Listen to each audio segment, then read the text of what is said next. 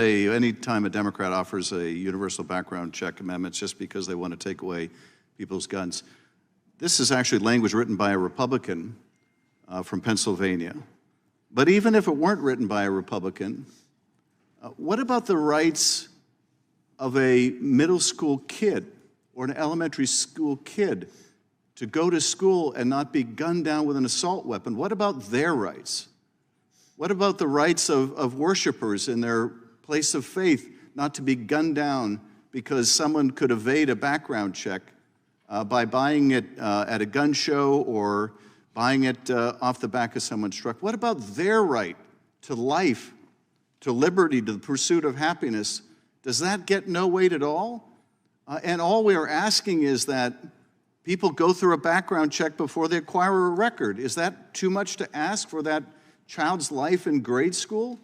Or that worshiper's life in church, or a moviegoer's life in the movie theater? Is it too much to ask that we make sure that people aren't circumventing the law by making background checks truly universal and not just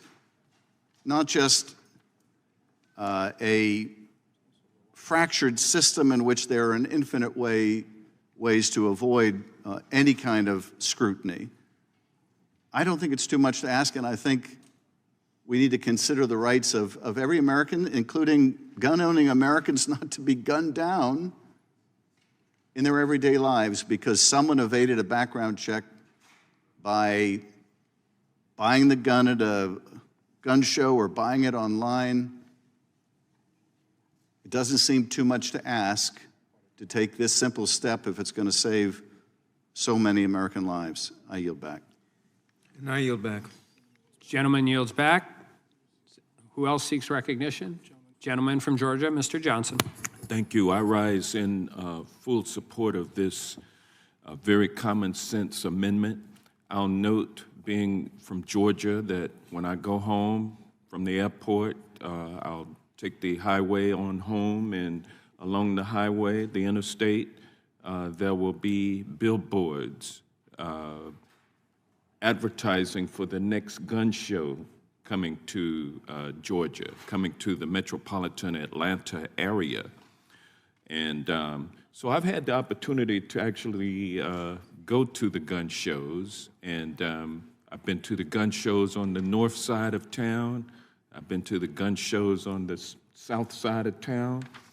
And in every gun show, I see young urban residents purchasing guns from gun dealers, from licensed gun dealers, and also from unlicensed gun dealers. The tables will be set up in the gun show. There will be licensed gun dealers, and right next to the licensed gun dealer, an unlicensed gun dealer, and the setups are the same. I mean, you got tables, display cases. You can't really tell the difference, but the people there who come to make the purchases know the difference.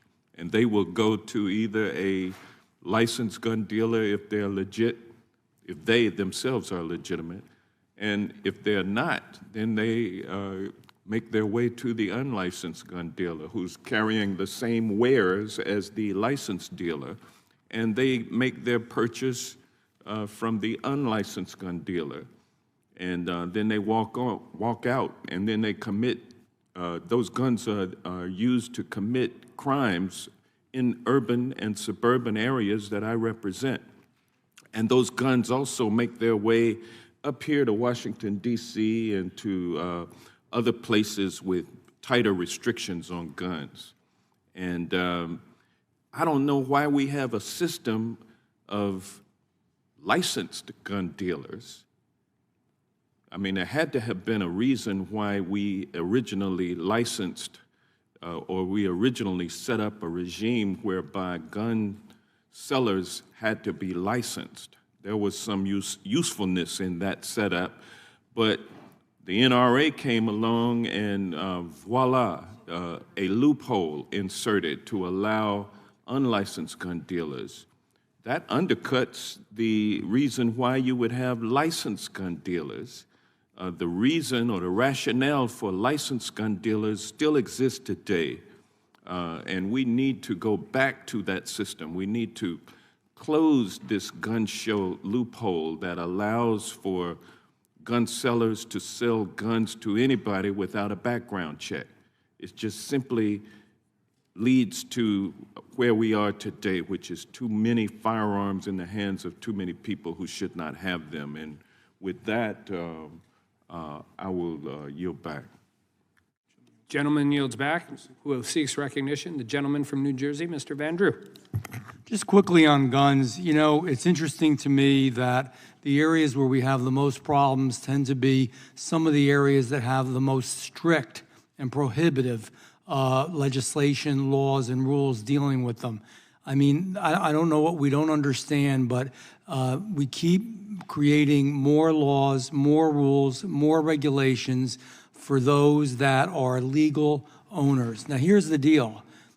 It's not the legal people that we have to worry about. We have two issues with guns. The first issue is that we have a real mental health crisis in this country. And I honestly believe, sincerely, part of that is due to the breakdown of the family, due to the stress and problems that exist in today's modern society, and just a lack of the basic values that we've held for so long. You know, when you look at these mass shootings and some of the horrific things that happen, almost all of those individuals put out in one way or another cries for help. They let people know. There were reports to the FBI, there were reports to others, and yet nothing happens so often. That's where we need to do better. And then the second issue is the rule of law. The rule of law. You know, when I was in the state senate in New Jersey, and a nice person, and I'm obviously not going to say who it was, they were just passing another rule and another regulation and another law going after law-abiding, peaceful gun owners. And, you know, she was trying to convince me that this was a good thing to vote for. And I think we had a good and thorough discussion about it. But towards the end of it, she said, you don't understand, this person who did this, who was a criminal, was using a legal gun. She said the only difference was they scratched the numbers off the gun. It wasn't a legal gun. That's what we have to do. We need the rule of law. Those that would steal guns, those that would get them in an illegal way is where the concern should be. What's happening to our urban areas, the lack of respect for the law, the complete decay of so many of our cities and the increase in the crime rate, it's got nothing to do with the individual man or woman that goes target practicing, that goes hunting, that uses guns in a legal way. And it just gets old. So we keep passing more and more laws prohibiting more and more legal people that do no more harm, and yet we don't do enough. And in fact, we're doing less. You know, in so many of these areas, quite frankly, with liberal prosecutors, they let people out quicker than we ever did before. They commit a crime, they turn around, they're right out. I've talked to police officers in Washington, D.C., and they said it's to the point where we're told if it isn't a homicide and we don't hear gunshots, we don't even do anything anymore. But even when it is, they're turning people out more quickly. We all saw in D.C. when they wanted to actually let people out more quickly and reduce the penalties for carjacking. Do we realize in Washington, D.C., that we had an FBI agent whose car was jacked? We had staff people working for senators in Congress whose cars were carjacked at gunpoint, that we've had others, Congress, members of Congress, including a Democrat congressman, that were carjacked. It's all because we don't have the rule of law. We could fix this real easily. Better mental health and better rules and laws dealing with those who are illegal, those who are criminals. All those carjackers, they didn't go and get their gun registered. They didn't go through a process where they got qualified to carry a gun, as legal people do. So, you know, what we'll probably do is make it harder for, you know, good American people that aren't doing anything wrong to get a gun or to get ammunition. That's not the problem. I yield back. Gentleman yields back. For what purpose does the gentlelady from Pennsylvania seek recognition? I move to strike the last word. Gentlelady is recognized. Just in response to my colleague's comments, as someone who has been carjacked and was carjacked by people who were 17 and 19 years old and had obtained illegal guns because our streets, our entire country is awash in guns that people are making in their homes because we're not regulating ghost guns that are coming up the iron pipeline.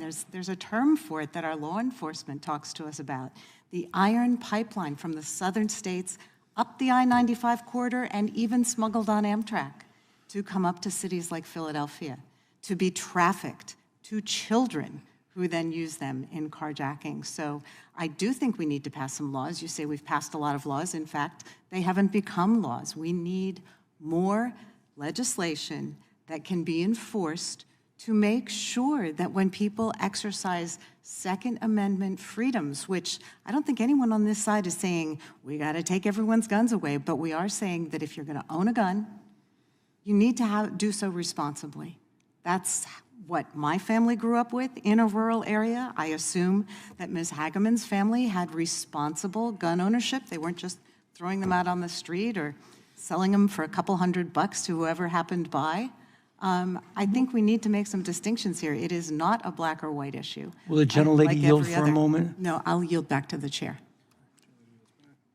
Gentlelady yields back. Gentleman from Wisconsin is recognized. Move to strike last word. Gentleman's recognized. I would yield my time to the Congresswoman from Wyoming.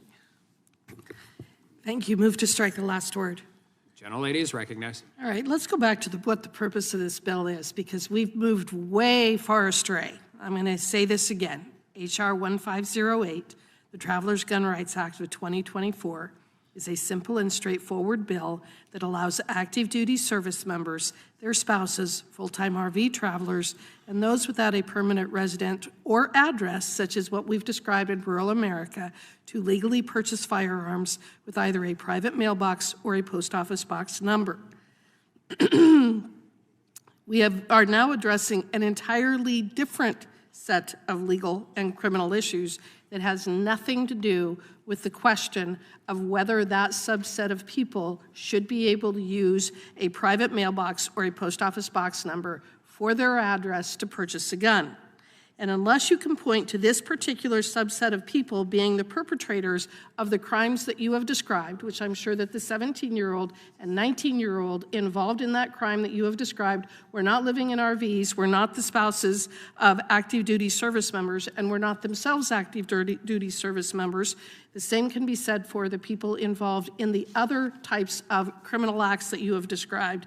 Unless you can say that those are the ones that are the subject of this bill, then everything you have described is entirely irrelevant to the topic at hand. This is not about yet another effort at gun grabbing. This is about making sure that a particular subset of law-abiding citizens are able to exercise their Second Amendment rights. With that, I would yield to the gentleman from New Jersey. Thank you, I appreciate it. And you're right, you're obviously right about what you just said. And unfortunately, it was addressed on the other side. And you know, a problem I have, I guess it's from being from New Jersey, I can't let stuff go sometimes, but this is a subject of the bill. It's a good bill, it's appropriate. And I guess my point would be, again, those people who are service members, those people who are living in rural areas or live in RVs or whatever the case may be, are not the problem here. And I believe that's what the gentlelady is pointing out. And in general, the gun issue is not the problem, is not those who legally obtain guns. There's no reason that these people can't obtain guns as well just because of their particular address. And I know in some rural areas, even in my part of New Jersey, there are folks that have P.O. boxes that are great individuals and great human beings and don't deserve to be discriminated against in this case. I yield back.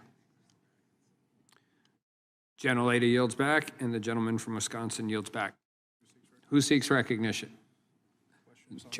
Chair recognizes himself for 5 minutes. I do think there's one place where this amendment is relevant to the underlying.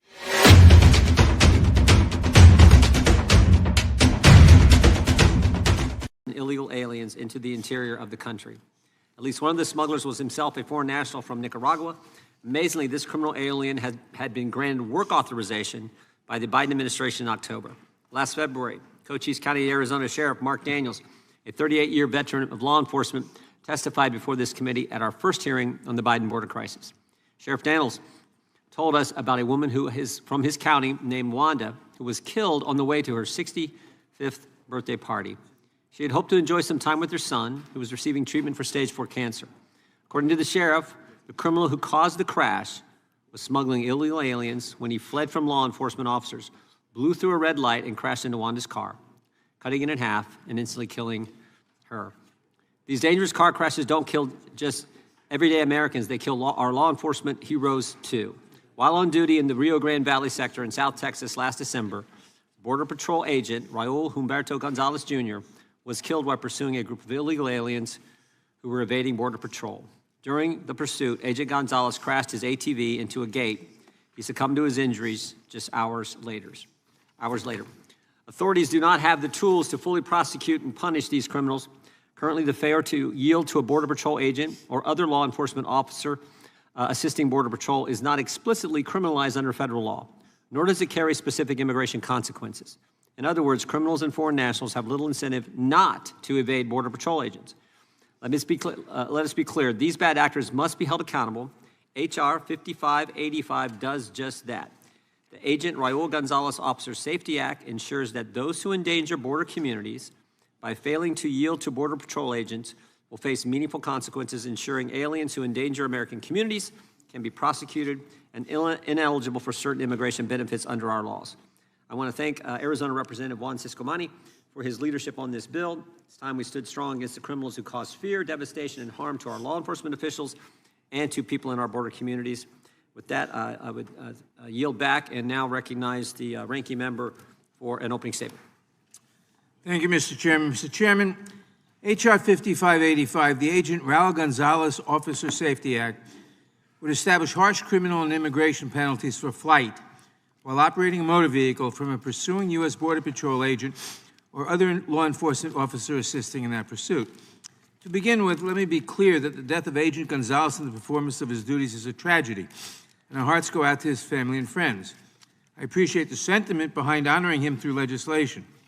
But H.R. 5585 is not the best or even a viable answer to the perceived problem giving rise to this bill. The most aggressive immigration enforcement tactics are often employed in the border region of the United States, including high-speed vehicle pursuits. And the risk inherent to such vehicle pursuits is borne most heavily by migrants, civilians, and innocent bystanders. As our colleague Representative Escobar has previously pointed out, these chases can be incredibly dangerous, often ending in horrific accidents with serious injuries or even the deaths of individuals being chased by law enforcement. The number of fatalities resulting from Border Patrol vehicle pursuits grew from 2 deaths in 2019 to 22 deaths in 2021. In the subsequent 2-year period, 44 people were killed in these pursuits. The deadly consequences of vehicle pursuits have been well documented by advocacy and civil rights organizations, particularly the ACLU of Texas and the ACLU of New Mexico. According to the CBP Fatal Encounters Tracker maintained by the ACLU of Texas, Border Patrol-involved vehicle pursuits resulted in 107 deaths, not including law enforcement officers, between January of 2010 and November of 2023. Following public outcry as the number of deaths continued to rise, and the urging of members of Congress, including Representative Escobar, CBP conducted a review of its vehicle pursuit policy. The review resulted in a newly revised directive published in January of last year, just 1 month after Agent Gonzalez was killed. The net effect of the new policy is to discourage the number of high-speed pursuits. Let me be clear. My concern about the possibility of harm from hot pursuits extends both to law enforcement, the CBP officers working every day to secure our borders, and the public at large. Statistics have shown that high-speed chases have historically been one of the leading causes for law enforcement fatalities. When weighing the potential risks to the safety of the public and law enforcement officers, many jurisdictions have determined that the risks are far too great to justify a vehicle pursuit. That is why we should be careful that we do not, through this legislation, appear to encourage Border Patrol agents to engage in high-speed vehicle pursuits, or for state and local law enforcement officers to look for opportunities to participate in vehicle pursuits with Border Patrol agents. Moreover, I question whether it is wise to create what amounts to a special protection or status for Border Patrol agents and outside agencies that provide assistance in a pursuit. I'm also unaware of any circumstances in which a federal officer could give commands or orders to a state or local officer other than when state and local law enforcement officers serve in a federal task force. In addition to the problematic premise on which this legislation is built, I'm very concerned that this bill would require mandatory sentences of at least 5 years or 10 years, depending on whether serious bodily injury or death occurs, without requiring intent to cause injury or death. For more than a decade, mandatory minimums have been widely condemned for many reasons, including the disproportionate application in cases involving people of color and the resulting mass incarceration and over-policing of marginalized communities.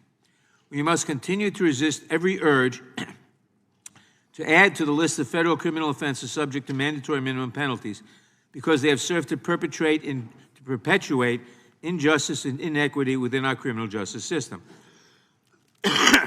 Turning to the immigration provisions of this bill, the justification for such harsh penalties is similarly lacking. People who are convicted of fleeing law enforcement are already deportable and inadmissible. One of the many ways someone can become inadmissible or deportable is if they are convicted of a crime involving moral turpitude, commonly called the CIMT. While the term is quite vague, courts have previously determined that knowingly fleeing or eluding law enforcement is a CIMT. However, this bill makes a significant change by not requiring that an individual actually be convicted of the crime to render them deportable. To be deportable for a CIMT, there must be a conviction. But this bill would erase that conviction requirement, allowing someone to be rendered deportable even if they have never been convicted of a crime. Being classified as deportable is not about undocumented immigrants who are, of course, already removable. And this is not about people who are seeking to enter the United States. This is about people who are already here. By and large, we are talking about lawful permanent residents, people who have put down roots in our communities, many of whom have U.S. citizen spouses and children, and who have truly established themselves here in the United States. Many of these individuals are eligible to become U.S. citizens today. If they are convicted of evading or fleeing law enforcement, they are generally already removable. Rendering such a person deportable without requiring a conviction may be a violation of their due process rights. While the inclusion of mandatory minimum sentences is enough reason to vote no on H.R. 5585, the unjustifiably harsh immigration provisions render the bill a complete non-starter, and the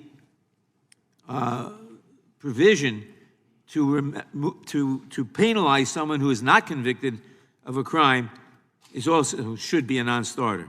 And while this legislation might be noble in its goal to memorialize a fallen CBP officer, it is both flawed and problematic in application. I urge my colleagues to vote no.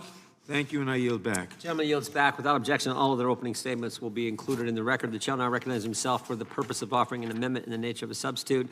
Clerk will report the amendment. Amendment in the nature of a substitute. Without objection, the amendment in the nature of a substitute will be considered as read and shall be considered base text for the purpose of the amendment. The chair now recognizes himself to explain the amendment. This amendment adds grounds of inadmissibility and removability to ensure aliens who evade Border Patrol officers are inadmissible to and removable from the United States. This amendment also makes clarifying changes to ensure that aliens who evade Border Patrol are ineligible for immigration relief. In addition to small technical changes, I urge my colleagues to support this amendment in the nature of a substitute and yield back. Who seeks recognition? The gentlelady from Texas is recognized. Mr. Chairman, I have an amendment at the desk. The clerk will report. Gentleman from California reserves a point of order. Mr. McClintock. Amendment to the amendment in the nature of a substitute to H.R. 5585. Without objection, the amendment will be considered as read. The gentlelady from Texas is recognized to explain her amendment. Thank you, Mr. Chairman. And as I have said many times before, I believe I'm the only member of this committee who lives on the U.S.-Mexico border. I have the incredible privilege of representing my hometown of El Paso, Texas. And before I begin to explain my amendment, I would like to enter an article into the record, and I ask unanimous consent. And the article is from El Paso Matters. DPS rammed family vehicle, pointed guns in mistaken Operation Lone Star Stop, El Paso and say. Without objection. Thank you so much, Mr. Chairman. I have some very serious concerns about this bill, and I appreciate the ranking member outlining the ways that communities like mine along the U.S.-Mexico border frequently are targets of these kind of high-speed chases. And in fact, as I've said many times before, in my community of El Paso, there are frequent high-speed chases by the Texas Department of Public Safety in very dense urban areas. They have caused fatalities, significant property damage, and one family, the Ayalas in El Paso, were subjected to serious civil rights violations. And while the serious concerns that I have about the bill are significant, I am attempting to address one of those concerns with my amendment. My amendment ensures that any legal permanent residents suspected of fleeing or evading law enforcement under this bill must first be convicted of a crime before being rendered deportable. While there are exceptions, the majority of deportability grounds require a conviction. The conviction requirement is there for an important reason: to protect the due process rights of legal residents. Republicans on this committee love talking about having immigrants do things the right way, but they continue to find ways to leave even those immigrants who have successfully obtained green cards vulnerable to deportation. Bills like H.R. 5855 target communities with large immigrant populations, communities where people have valid reasons to be wary of being pulled over by law enforcement or immigration enforcement, as cited in the article that I entered into the record, even those who are citizens of this country and even those with legal permanent residency status. Many legal permanent residents have lived in the United States for years, have jobs, families, and well-established communities. Many are currently eligible for U.S. citizenship, and rendering them deportable without requiring a criminal conviction raises serious due process issues. By requiring a conviction, we can ensure that anyone impacted by this law has their day in court and that due process rights are respected before we consider removing someone. I urge my colleagues to support this amendment, and I yield back. Gentlelady yields back. Is there any discussion on the amendment? The chair will, the chair withdraws a point of order and would recognize himself for 5 minutes. I need to point out, first of all, I have to look to the ranking member's argument, which I find is one of the silliest, most bizarre I think I've ever heard in the Congress. His argument against the bills is that by increasing the penalties for evading the Border Patrol, we're going to encourage more people to evade the Border Patrol. Does he really believe that by increasing the penalty against fleeing the Border Patrol, we're going to encourage that behavior? The logic behind that is pretty simple. The higher the penalty, the greater the incentive to break the law. That is ludicrous. But getting to the gentlelady's amendment, I need to point out that the Agent Raul Gonzalez Officer Safety Act requires that aliens be convicted of or at least admit to evading arrest or detention while operating a motor vehicle. Contrary to their talking points, not every ground of admissibility and removability in the Immigration and Naturalization Act requires a conviction. In fact, the language here is identical to the grounds of inadmissibility for crimes involving moral turpitude and controlled substance offenses under INA 212A2. Even for grounds of removability, convictions are not always required. For example, an alien can be removable for overstaying his visa, violating his non-immigrant status or his condition of entry, smuggling aliens, committing marriage fraud, being a drug user or drug addict, falsely claiming U.S. citizenship, or engaging in espionage. By requiring at least an admission this bill conforms to the pattern of other grounds of inadmissibility and removability. In this world in which the border crisis created by the Democrats has perpetuated crimes like this one, this bill seeks to punish. This bill is more relevant now than ever. And with far-left prosecutors who may never prosecute these offenses or will allow aliens to plead down to crimes that may not make them deportable, it makes no sense to strike this provision to require a conviction. If an alien has admitted to such conduct, why can't the alien's own admission be used to show that the alien is inadmissible and deportable? This amendment would strike this reasonable provision, and I'd urge my colleagues to oppose the amendment and yield back. Is there further discussion? Ms. Jayapal. Mr. Chairman, I move to strike the last word. Gentlelady is recognized. Thank you, Mr. Chairman. I rise in support of my colleague, Ms. Escobar's excellent amendment.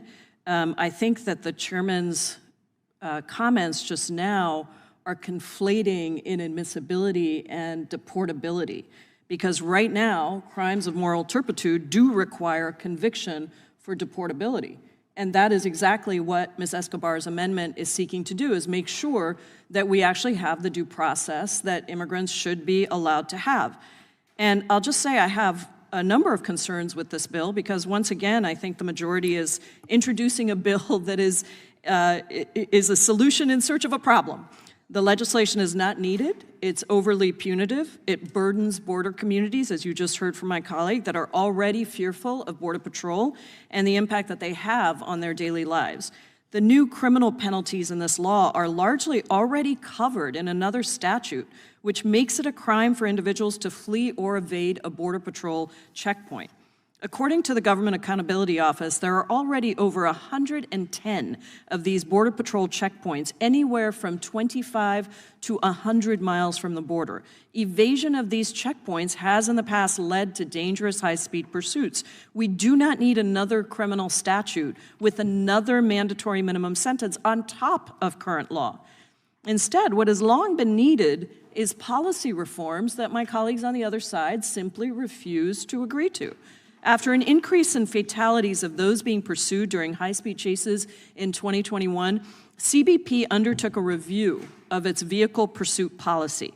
In 2023, after this detailed review, CBP overhauled its vehicle pursuit policy, adopting a, quote, objective reasonableness standard that is consistent with most law enforcement agencies across the United States. This was a very important reform, and one that I'm hopeful will better protect the safety of agents and the public. I am very concerned that this bill will further erode and create additional fear of law enforcement in border communities. Texas's new SB 4 law has already created fear among immigrant communities. Many worry that it will lead to racial profiling and will require citizens and non-citizens to carry all of their paperwork to prove that they are here lawfully or are U.S. citizens, making people afraid to leave their homes without their passports or birth certificates or Social Security cards. And that's why the legislation is opposed by the Texas Police Chiefs Association and members of the Texas Major Cities Chiefs, which includes the police chiefs in Dallas, Houston, Austin, Arlington, Fort Worth, and San Antonio. This bill's expansive nature and draconian mandatory minimums will only increase that fear and anxiety. Sadly, there have also been some horrific incidents that have left communities scared of Border Patrol agents themselves. For example, in 2014, a Border Patrol agent named Esteban Manzanares assaulted and raped a Honduran woman, her 14-year-old daughter, and another teenage girl after they surrendered themselves to him on the banks of the Rio Grande River. After raping the mother and daughter and attempting to murder them, Mr. Manzanares abducted the teenager, brought her back to his apartment, where he left her bound and naked while he went to finish his shift. He killed himself before he could be brought to justice. Unsurprisingly, this incident elicited outrage and concern from the local community. One resident said, quote, "The sad truth is we're not afraid of the cartels or terrorists crossing the border in my community. We're afraid of the men in our own uniforms," end quote. After this traumatic event, it would not be unreasonable for members of the community, especially women, to be concerned for their safety when they're pulled over by Border Patrol. I don't use this example to cast aspersions on Border Patrol. We know that the overwhelming majority of agents grew up and live in border communities and are beloved members of their communities, and they serve our country every day. I use this example only to show why some members of border communities may have a legitimate fear of law enforcement, which only further highlights why, if we're going to make fleeing from Border Patrol a deportable offense, as this bill does, then we need to at least require a conviction and provide for basic due process and a day in court for people. I hope my colleagues will reconsider this unnecessary and unneeded legislation, but at a minimum, I hope that we can approve and vote through Congresswoman Escobar's amendment. I yield back the balance of my time. The lady yields back. Is there further discussion? Mr. Biggs. Thank you, Mr. Chairman. Move to strike the last word. The gentleman's recognized. Thank you.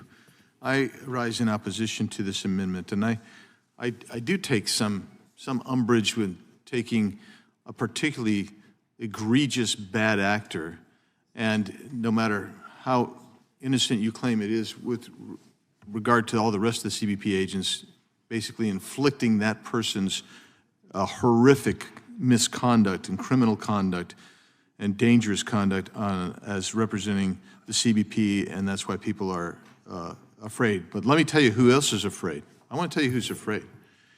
People in Arizona cities and towns and in their counties. I'm thinking of Cochise County, where you have one municipality that has at least 2 high-speed chases a day. They average 2 high-speed chases a day and have had multiple crashes, including fatalities.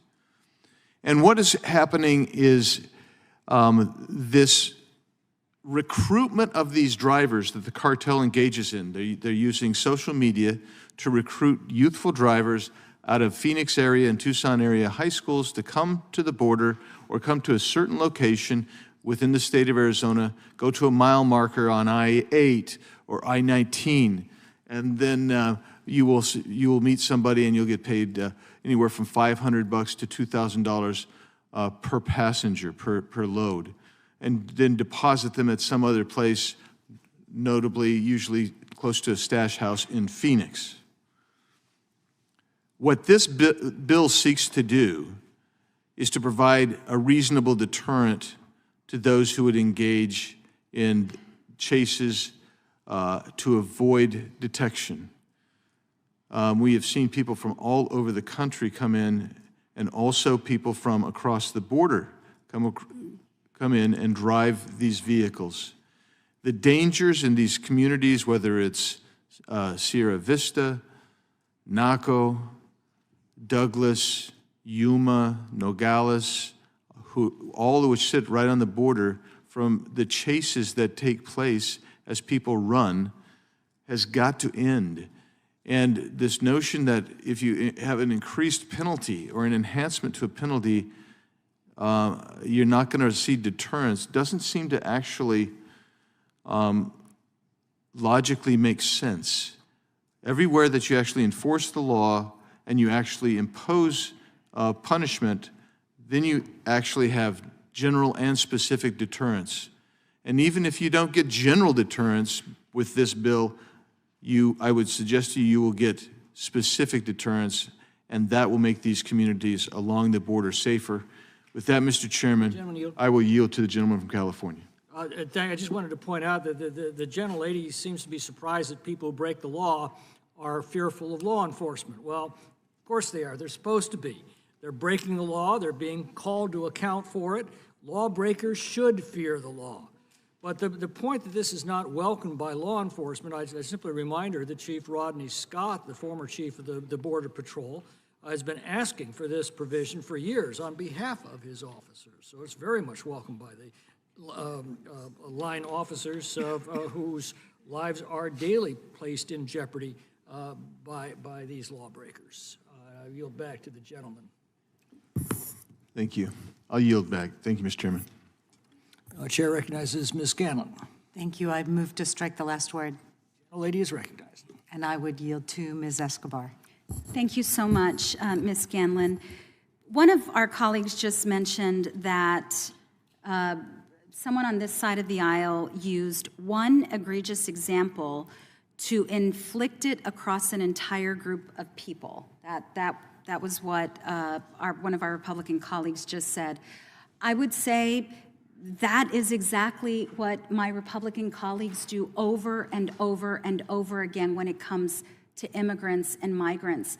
How many subcommittee hearings, how many committee hearings have we had where my Republican colleagues want to try to paint every immigrant with a broad brush, making Americans believe they are all criminals, that they all should be feared? So I would say it's really an opportunity for my Republican colleagues to take a look at exactly what they're accusing this side of doing.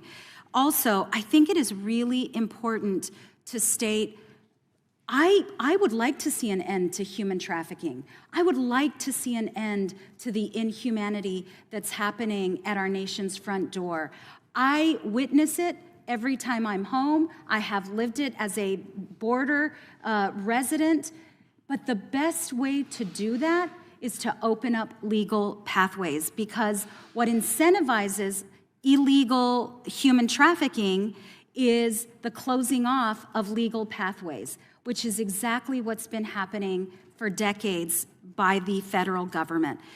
Lastly, I would say, I just have to wonder, at what point do our colleagues want to stop complaining about this and actually want to solve the issue? And you all can point, our Republican colleagues can point to H.R. 2 as their solution, but as I have said over and over again, I would encourage you all to read it. Fundamental to H.R. 2 is that Mexico will accept every single migrant this country decides to send them. That's never happened. It will never happen. So when you take that component out of H.R. 2, all of it falls apart. So I would welcome our Republican colleagues to join with us in a real solution. And right now, there's only one bipartisan comprehensive immigration reform bill that addresses the border and beyond. It's a bill called the Dignity Act of 2023. My Republican colleague, Maria Salazar, and I worked on it. It is a real solution, a real compromise. But y'all have a choice. Either you can keep complaining about this and using it as a political cudgel, or you can put pen to paper and get to work to solve this together, because I guarantee you, all of us on this side of the aisle want a solution. Some of us extended a hand of friendship and collaboration to the other side of the aisle to find that solution. I would welcome you to join me. But back to this amendment, all that this amendment asks for is that people be convicted of the crime that they are accused of before they are deemed deportable, and that's for legal permanent residents. Thank you, Ms. Scanlon. I yield back to you. And I yield back. Further discussion, Mr. Van Drew. Just briefly, I think we have to put this in perspective. Illegal activity is illegal activity. No nation that has ever prevailed has open borders. A mere 4 years ago, we have the border under control. Now, a bipartisan answer, I do not believe, is to just allow the borders be open and process individuals even more rapidly, spend more money on processing. I think the answers are in H.R. 2, which is to finish the wall. And the wall does work. I've seen the wall. Where the wall exists, folks don't cross over. Where it does exist, where it doesn't exist, they do cross over. I think that's clear.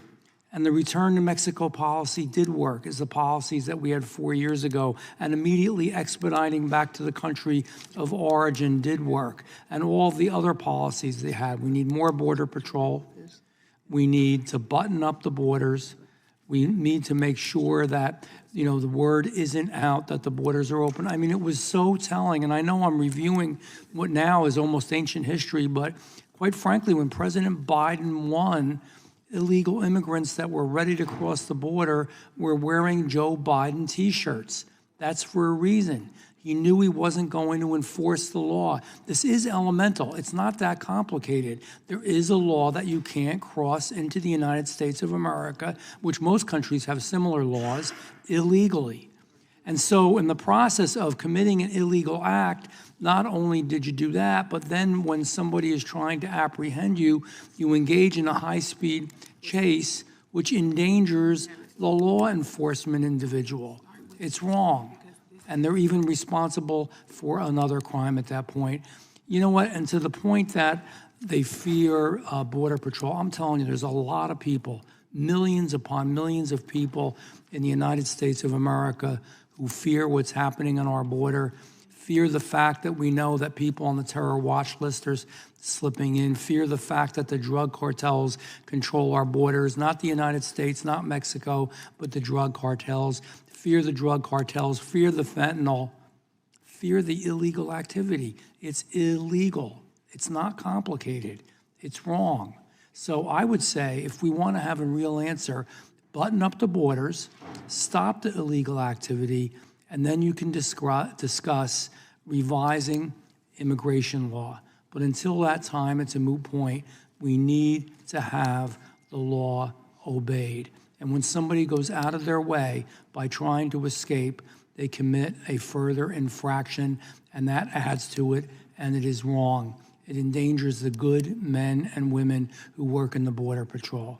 And to Ms. Jayapal's point, yeah, I'm sure there are individual Border Patrol agents who aren't good people.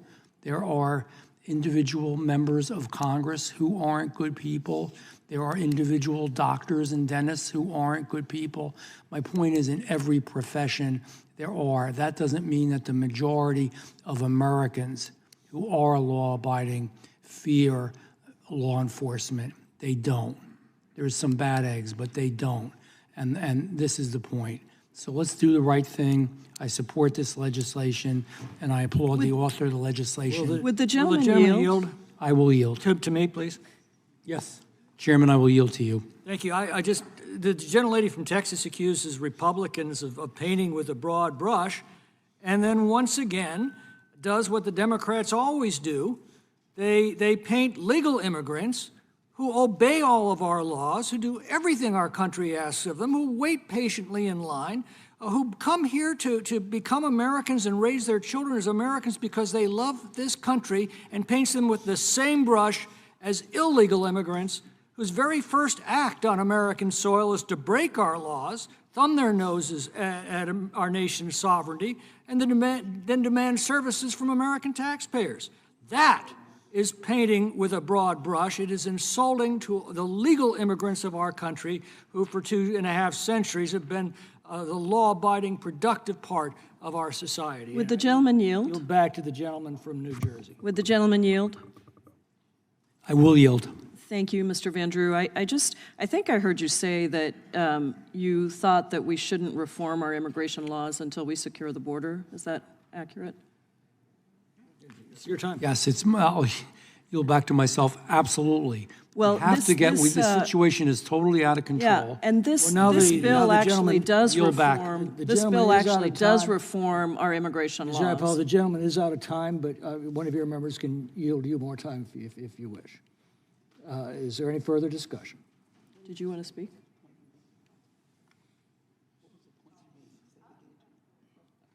Ms. McBath. I move to strike the last word. General, ladies recognized. I'm so sorry I have missed this discussion, but absolutely, we do have major problems at the border, and until we come to some resolutions, some of these comments that are being made today are negligent, but I'd like to yield the balance of my time to my colleague, Pramila Jayapal. Thank you so much, Ms. McBath. I just wanted to say that this bill actually does reform immigration law. So we haven't, in your words, haven't secured the border, but we're reforming immigration law.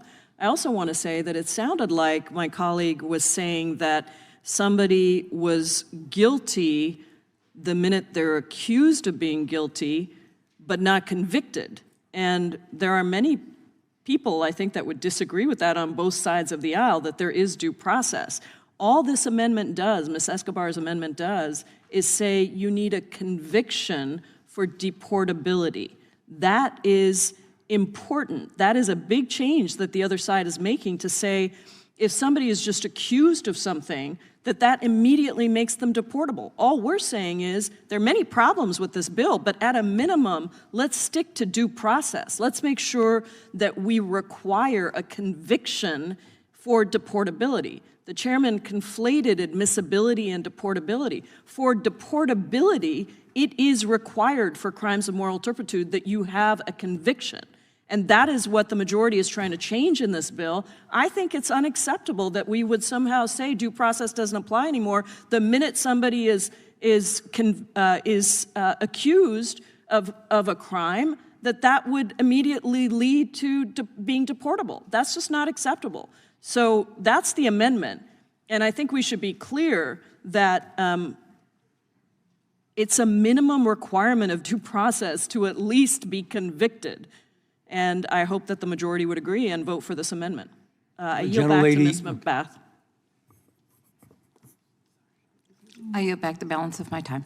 Gentlelady yields back. Is there further discussion? Mr. Bishop. Oh, I'm sorry, Ms. Bartz. No, you were next, Ms. Bartz. I'm going to strike the last word.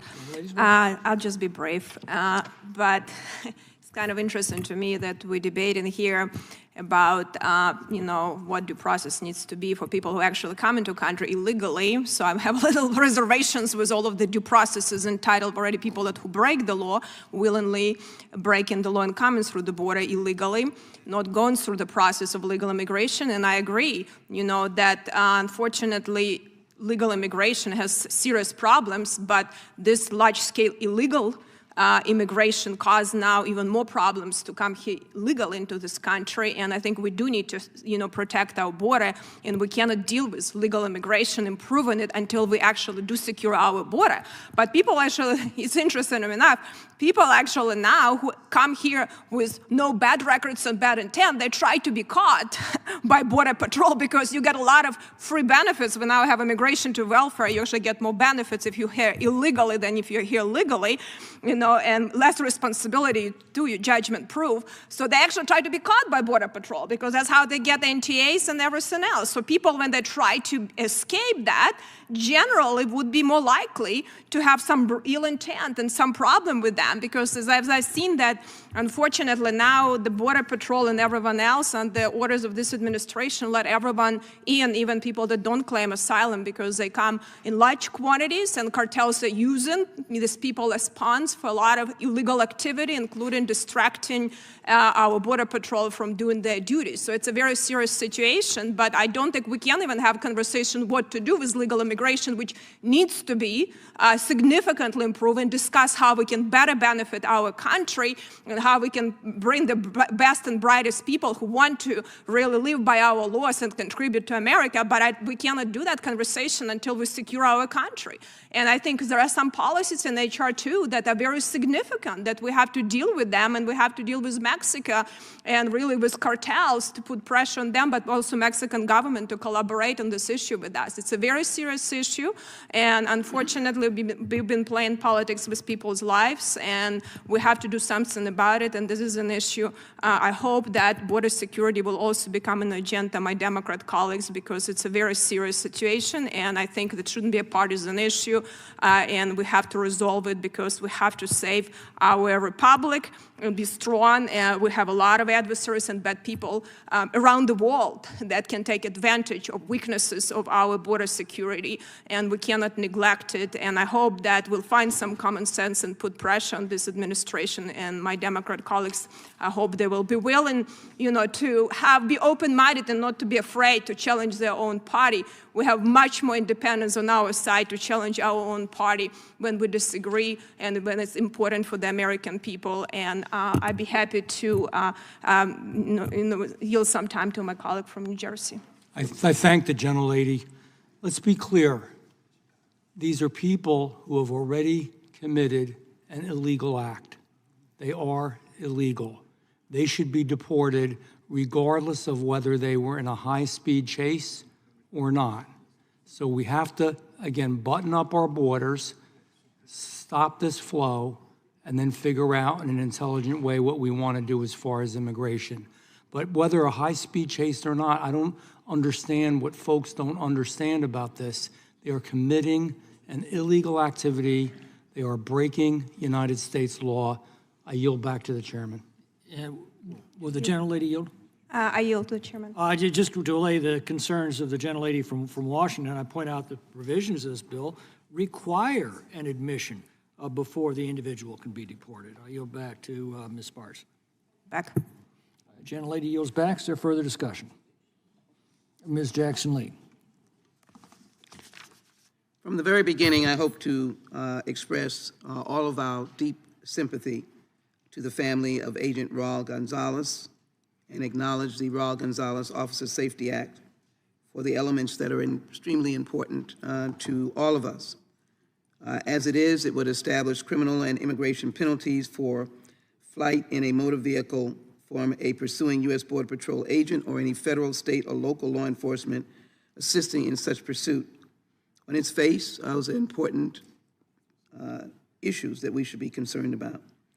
We grieve the loss of Agent Gonzalez and honor him and grieve the loss to his family.